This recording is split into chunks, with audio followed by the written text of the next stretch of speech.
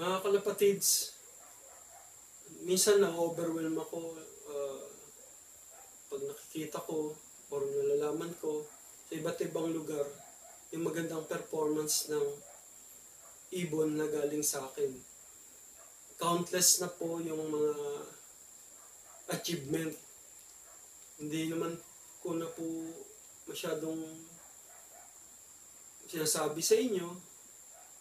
Unang-una dati hindi po ako nagpe-Facebook. Yung Facebook ko around magto 2 years pa lang siguro. And hindi naman po kasi ako nag-breed para magbenta lang ng ibon. So, pero gusto ko sa inyong ibigay kung ano nga ba yung pinagmulan ng mga ibon ko. So, yung ever popular na ibon ko is yung Andrelitar.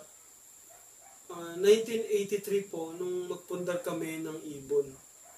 Ang partner ko po rito, si Rodolfo Boygan, which is kasama ko kasi lumaki po ako sa bayan ng Malabon, sa Malabon City. So, taga-Dampalit po siya. Kasama rin po namin si Mr. Michael Rodriguez.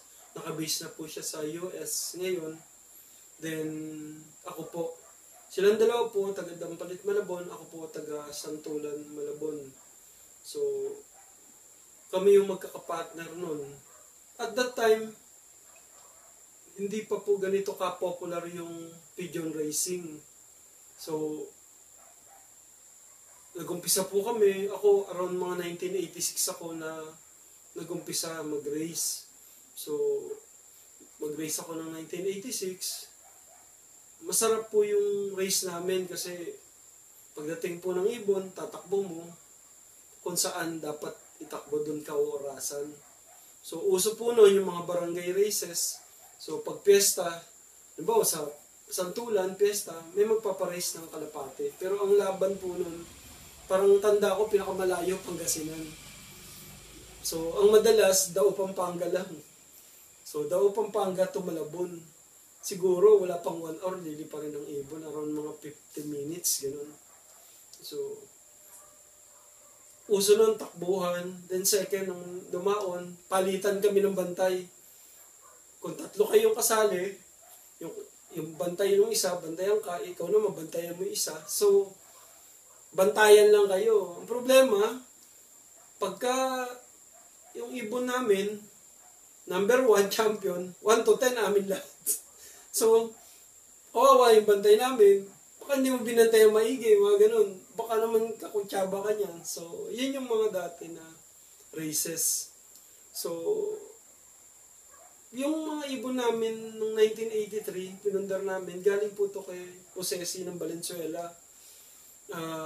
Natutuwa nga ako, siguro around 2 to 3 weeks, may nag-PM sa akin na apo daw siya ni Josesi. And nagtatanong siya ng mga ibon ng lolo niya. Ang sabi ko sa kanya, pumunta ka sa akin, bibigyan kita. You don't have to buy it. Pero may pandemic, so siguro kaya hindi pa siya nakakapunta sa akin.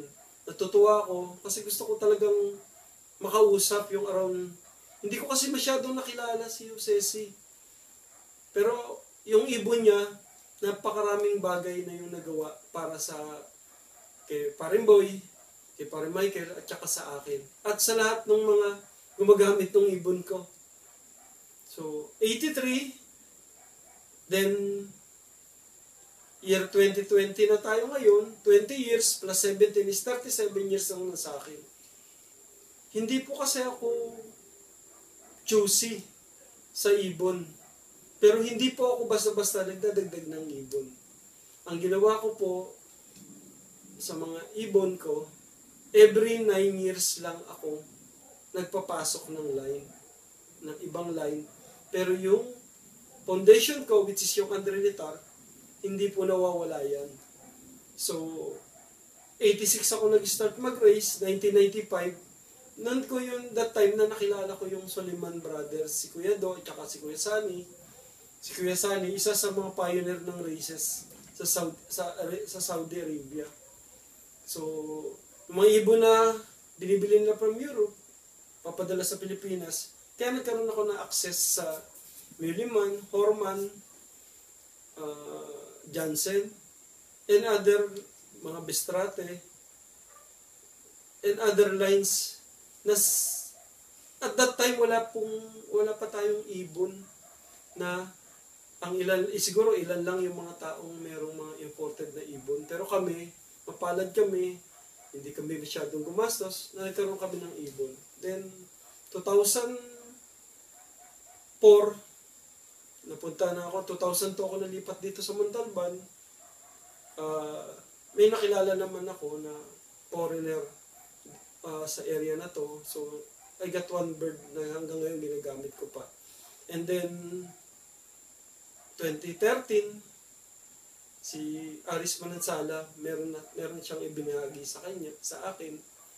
Then, yung kasunod doon is 2022. I'm planning to get red na litar. Pero, nagkaroon ng pandemic, baka lumampas na 2022, pero I'm sure na may papasok sa akin na red na litar. So, ano ba to si Andre Litar? Si Andre Litar po, siya yung unang-unang car winner sa Europe. Ang pangalan nga ng loaf niya ngayon is, that time is Rolls-Royce loaf. So, dito sa Pilipinas, bakit sa akin, gumagawa siya, hindi nila to kilala before yung Litar lines. Bakit gumagawa? Kasi yung Andre Litar, ang ugali niyan, matyaga yung umuwi Yung tiyaga niyang umuwi, kailangan bahagi na mo rin ng tiyaga mo mag-alaga. Bakit? Ang problema sa Andre Litar, mailap siya. Kung hindi ka matyaga mag-alaga, pwedeng dumating yung ibon mo na hindi papasok sa loob mo yan. Pwedeng dumating yung ibon mo na pagdapo, lilipad uli. At pwedeng inakay pa lang, mawala sa'yo. So, kailangan mo yung tiyaga. Madalas ko ma-experience yung mga inakay na yan, pag lumipad, nagulat. Asahan mo na, mag-aantay ka ng 3 days bago bumalik yan. Pero pag uwi niyan, super titibay na yan. Yung Andre Litar, common na yung small and medium size. Maliliit yan, na pangit na ibon. Common sa kanila yung pearl eye, yung sinasabi nilang pearl eye. Light yung kulay ng mata nila.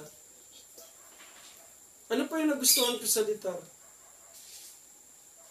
Siguro, achievements nila.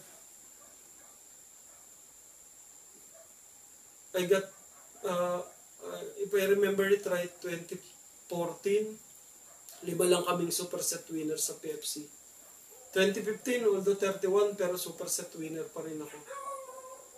And just recently, last 2019 sa MMFC, si Red Smasher. Half litar yun.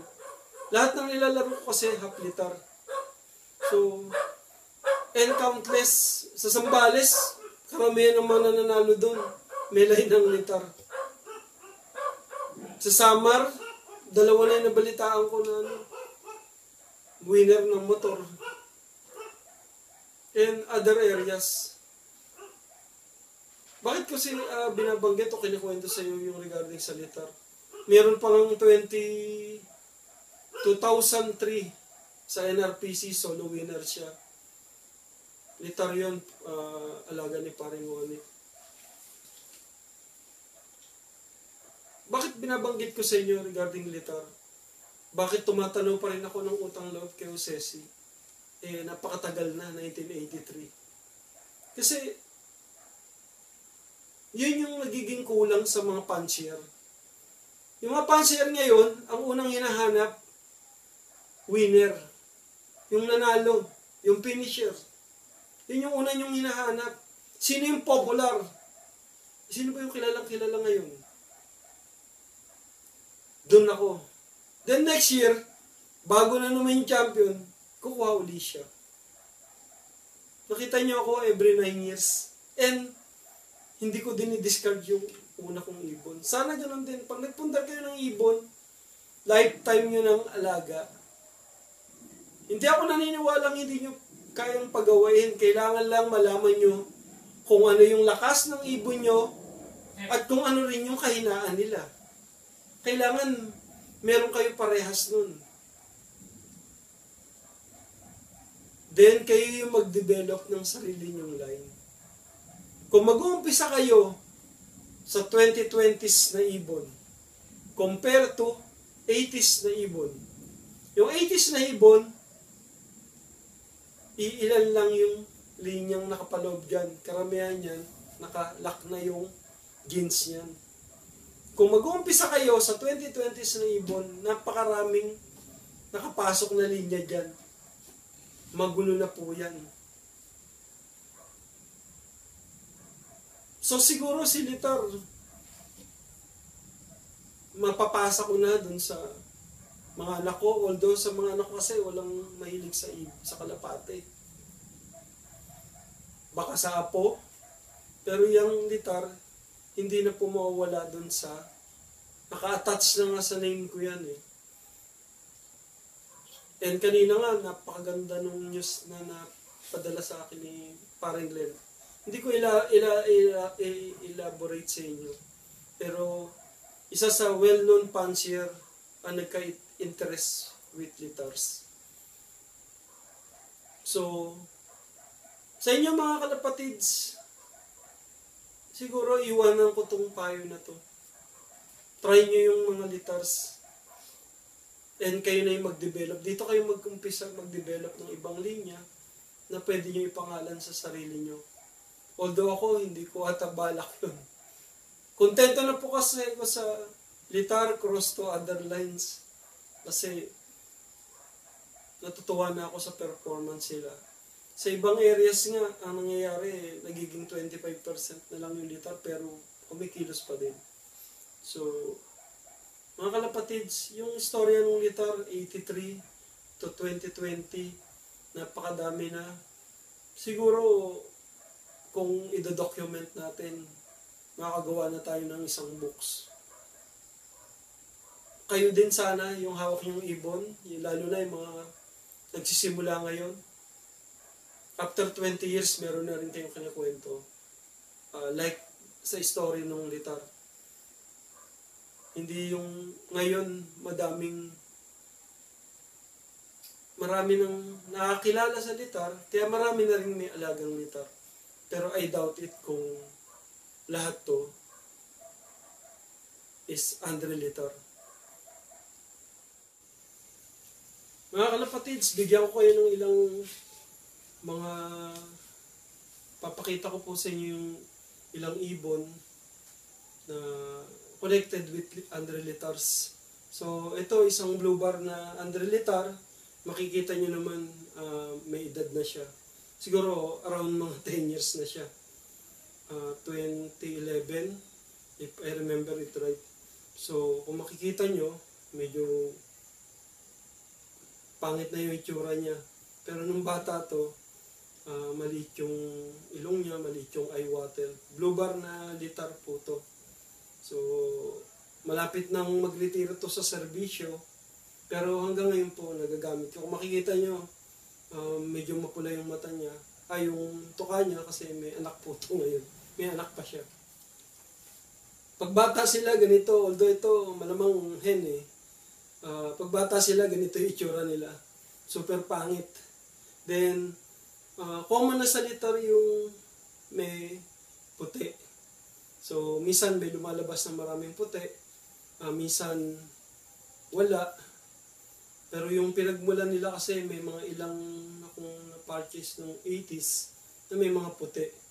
So, isa nga sa mga nabasa ko, yung half ng kaluluwa lines ni Sir Benito Goque ay galing din kay Josesi. So, may possibilities na may mga ginagamit siyang ibon na kalinya din ng mga gamit ko na Andre Litar.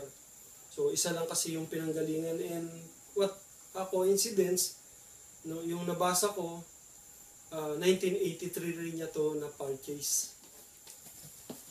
Ito, medyo developed na siya kasi around 8 months na siya.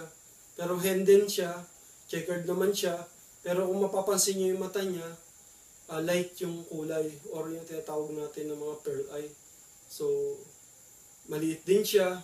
Karamihan kasi ng Litar is small and medium, small medium, pero kung makikita niyo yung build ng katawan niya, kung mahahawakan nyo po siya, makikita nyo yung tibay. Although itong mga to is hindi napalipad ng maayos. Kasi hindi po ako nagpapalipad ng hindi ako magre-raise. Lahat po nung pinapalipad ko, pag i-raise. Pag hindi i-raise, hindi na po lumilipad sa loop ko yan. Ang problema ngayon, wala po akong pliers loop, kaya hindi ako makapagpalipad. Halos magkaedad po sila. Pero kung mapagtatabi ko sila, makikita nyo parehas yung itsura niya kasi litar din to. Kaya lang kung makikita nyo yung kulay niya black checkered. Pero mapapansin nyo, nandun pa rin yung hinahanap natin sa isang ibon. Firm yung eye niya, proportion yung katawan niya, yung buntot niya one piece. At kung makakatayo siya, makikita nyo na apple type siya. Although may mga litar ako ng mga pangit yung itsura ng katawan, pero sensitibay din ng mga ganito. So siguro ang matibay sa kanila yung utak nila. Ito po medyo may edad na rin. Pero kung mamaya susunod-sunod yung makikita nyo na halos isa rin yung itsura nila. Pero yung mata niya hindi siya masyadong light. Hindi ko alam kung hanggang ngayon pa rin, pinag-aaralan ko pa rin sila eh. Baka meron pa akong madagdag dun sa galing nila. So, minsan, yung mga pagtapos ng pandemic, pwede naman kayo pumasyal. Pero wag yung ibon ko pasyalan yung ako. Kasi, yung ibon ko nandyan lang. Ako, marami pa ako sigurong pwedeng ibahagi sa inyo. Yung videos nga, ang alam ko, uy, nagawa ko na lahat, pero from time to time nakikita ko napakadami pang pwedeng i-discuss para sa inyo. At patuloy po ako nag-aaral para sa inyo. Yung Andre Litar, isa lang sa pwede kong ibahagi sa inyo. Pero yung natutunan ko sa pag-iibon, yun yung mas malaking pwede kong ibahagi sa inyo mga kalapatids.